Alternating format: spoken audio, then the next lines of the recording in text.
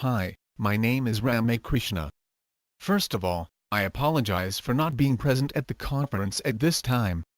Due to some unfortunate medical conditions, I had to cancel my travel at the last minute. So, I will try to present our work on evolving personalized classifier through this audio-video recording. Please email me all your questions to my email. I will ensure that all your queries are answered. Let me start with the motivation for our work. The need for automatic evolution of a categorization system lies in the enormous amount of digital documents that we accumulate in our organizations every day. Unless we categorize them effectively, it becomes hard to find the required piece of information. Apart from this, the categorization information is also helpful for various other tasks, such as faceted search, exploratory search, navigational search, diversifying search results, ranking search results, to name a few.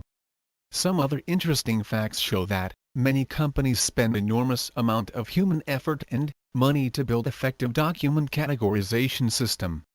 So, we feel that it is an important area of research. What are the challenges in building an automated categorization system? The first question is, what should the representative categories be? Two generic categories like news, entertainment, technical, politics, sports, etc. might not help.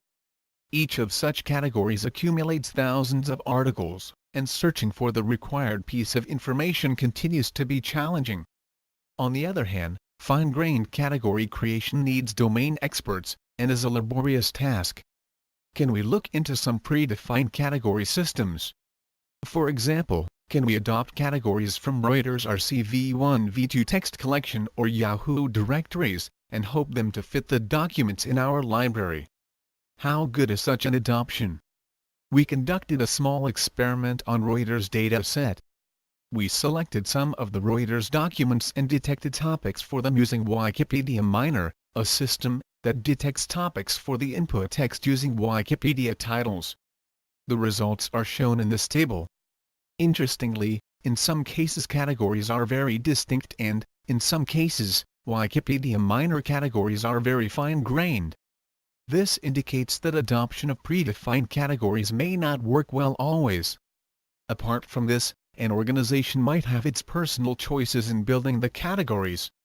For example, a computer science department may not like to create a detailed categorization of bacteria or genes even if the documents describe about the application of some clustering or classification methods for bacteria or genes. So we would like to have a personalized categorization system. In next few slides, we briefly explain our techniques of achieving these goals. We assume that there exists a catalog with very large number of categories. This is not a bad assumption. For example, 5 million Wikipedia titles can almost describe the vocabulary of any document collection. There are many such collaboratively built ontologies, which can serve as a category catalog. Often, these sources have much more information such as descriptions and association relations.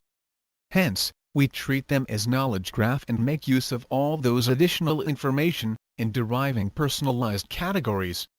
The nodes in this knowledge graph are the categories and relationship between them are the edges. Furthermore, we assume that the organization receives documents in batches. We think that it is fairly a decent assumption. For example, the library of a university receives student thesis at the end of a semester, periodically. This picture shows a part of knowledge graph, with various category nodes and relationship edges. In our case, we only consider association relation between the categories. For example, category loss function is related to category support vector machine, since SVM uses a loss function. The number on the edge shows the strength of relationship. Here is the precise statement of our problem and contribution. We try to learn a model which identifies a subset of categories from the knowledge graph that are relevant to the documents, considering the organization preferences that is personalized to the organization. We do this with the help of new active learning technique that we proposed. We will explain this in detail next.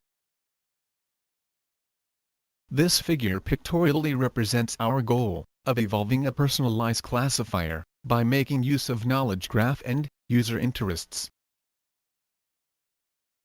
Let's have a quick look at the overall architecture and then we will get into the specifics of our model, personalization techniques and active learning. The main component, personalized classifier, attaches categories to the documents using the knowledge graph and the learned model parameters. The active learner component chooses specific documents and the specific categories in those documents and asks the user what she thinks. Is it right or wrong, or of no interest to the organization? This feedback helps the system learn organization-specific categories. The choice of documents and categories for user feedback is done wisely, to maximize the learning rate, and minimize the user cognitive load, as we see later. The very first step in identifying the categories for a document is to spot important keywords. We use some of the known techniques in literature for key phrase extraction. You can refer to our paper for more details on this. Once we identify the keywords, we can retrieve the subset of categories from knowledge graph that match these keywords. We used the category names and the description in Wikipedia to get these categories. We then expand the spotted category list by adding the categories in the Markov blanket of these categories in the knowledge graph. We call the resulting list as candidate categories. The reason for this expansion is that the categories that get assigned to a document usually exhibit semantic relations such as associations. For example, consider a document about linear classifiers. Category: linear classifier is related to categories such as kernel methods in classifiers, machine learning. Our observation shows that all these categories usually appear together in a document. You may refer to our paper for more examples and details. We next select a subset of edges from the knowledge graph such that the nodes connected by them are in candidate categories list. This gives us a small subgraph of knowledge graph, which we call candidate categories subgraph, and use for further processing. Note that not all the categories in the candidate list of categories are relevant to the document. Because the document may not be talking about a topic that is spotted, or the spotted category is of no interest to the organization. We need to select only most appropriate categories from these candidate categories, and assign them to the document. We use associative Markov network for this. The reason for choosing associative Markov network is due to our observation of two classes of informative features that are present in the candidate category subgraph. Firstly, a feature that is a function of the document, and a category, such as the category-specific classifier scoring function evaluated on a document. And, secondly, a feature that is a function of two categories, such as their co-occurrence frequency, or textual overlap between their descriptions. All the categories shown here are the candidate categories for a journal article taken from archive.org, talking about classification of cancers. But only few of them, such as binary classifier, support vector machine, are relevant due to the relevance to the content of the document and user preferences. Next step is to choose the relevant categories using AMN inference. The AMN inference is based on the node and edge features. Node features help in capturing the similarity of a node, that is, category, to the input document through a combination of different kernels, such as bag of words kernels, n-gram kernels, relational kernels, and most importantly, node-specific classifiers SVM, or Navi-based classifiers. Edge features capture the similarity between the nodes using cosine or Jaggard similarity between their titles, descriptions, etc. The goal of AMN inference is to assign the label 0 or 1 to the nodes of candidate category graph, that maximizes the joint probability of assignment. If a node is labeled 1, the category is attached to the document. If 0, it is discarded. Hence, the set of categories assigned to the documents are those nodes that are inferred as 1. In this optimization problem, variable xi stands for the node feature vector for the node I. Similarly, xij is the edge feature vector for the edge connecting nodes I and j. The node feature weights wn, and edge feature weights we combine the node feature and edge feature values. Note that, superscript k on the weights indicates that we have separate feature weights for the features corresponding to label 0 and label 1. The constraint summation yik equals 1 ensures that only label 0 or 1 is assigned to a node, not both. The next constraint, this one, forces two adjacent nodes with high edge potential, that is, similar nodes, to assume similar labels. The constraint y equals 1 for the hard constrained nodes force the node label to 0. These hard constraints are part of our personalization task, which we explain later. Note that, this is the map inference in the Markov network, where only clicks of size 1 or 2 are considered. Again, we request our audience to refer to our paper for further details. One of the important aspects of this model is to learn node feature weights wn, edge feature weights we, and node-specific SVM classifier weights. Our system learns these weights as it evolves based on the feedback and training by the user as part of personalization. Now we need to train our model that can categorize the documents as per the organization's interests. This involves training node-specific classifiers, such as SVM, and learning the AMN feature weights based on the training examples. The training examples are provided by the user in the form of feedback.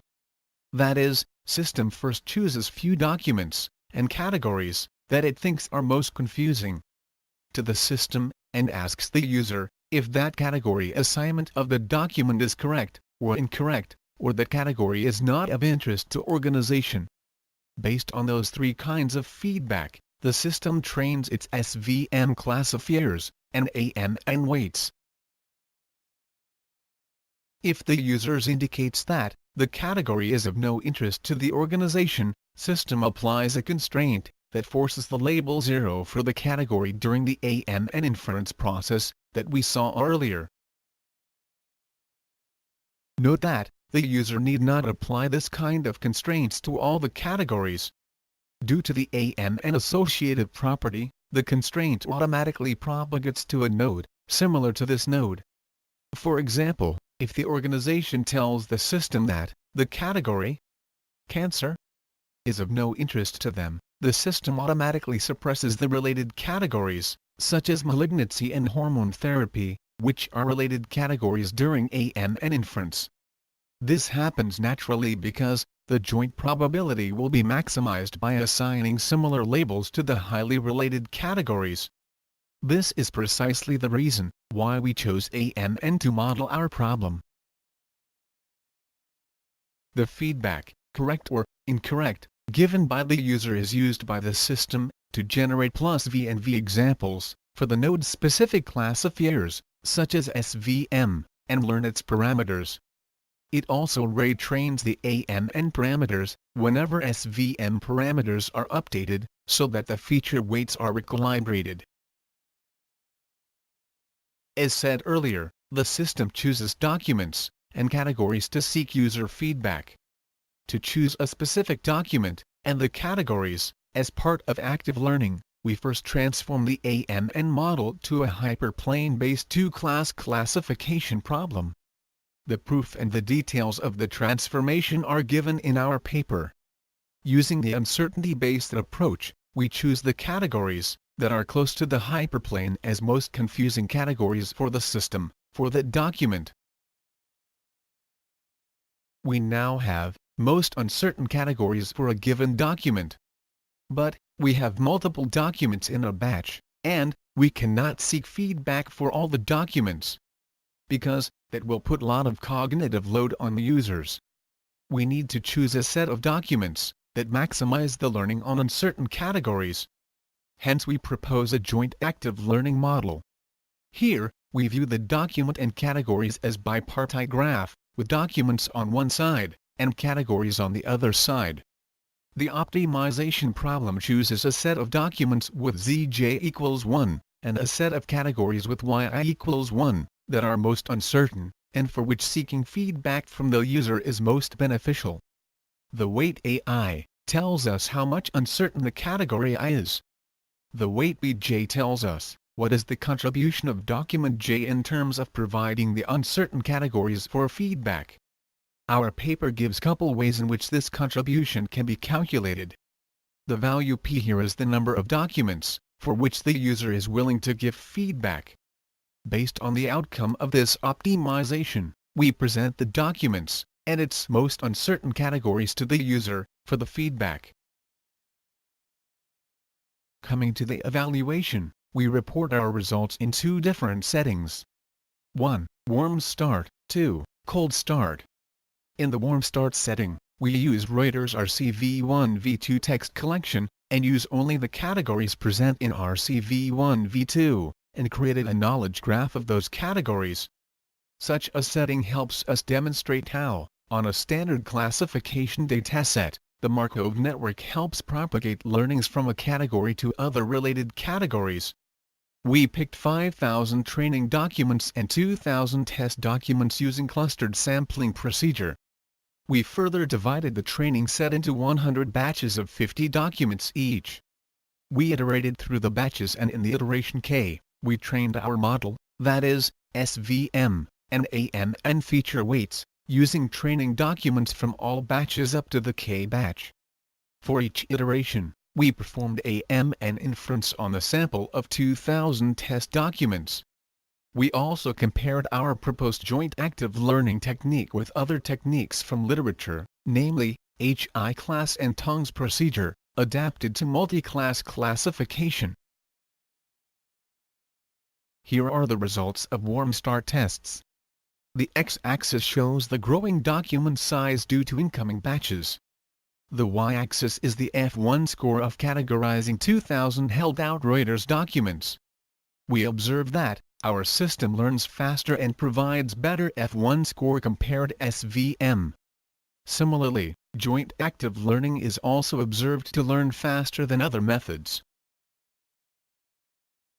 In cold start setting, using the Amazon S3 service, we downloaded 263 technical documents from archive.org under different streams of computer science. With the help of 8 human annotators, we assigned categories to each document using Wikipedia article names. We carried out 5-fold cross-validation with each fold containing 210 training documents and 53 test documents. In each fold, we trained our model using the training set, and evaluated consistency, precision and recall on the test set. Note that, during the training phase, we also applied localization techniques, in which we recorded feedback for the system's suggested categories in 3 forms: correct, incorrect and never again, as recorded by the human annotators. We find that the consistency of our system with the human annotators is better than that of Wikipedia Minor by about 12%. There are few issues that our system fails to handle currently. 1. Since it generates categories for each document separately, it may end up in generating too many categories. 2. AM and inference over thousands of candidate categories is time-consuming. Hence we cannot use the system in a real-time fashion currently. 3. When knowledge graph gets updated, documents that are already assigned with categories need to be updated wisely. We plan to take these as future improvements. Thanks everyone for listening to my presentation. Please send all your questions to my email's address shown here. Once again, thank you for listening to me and have a good day.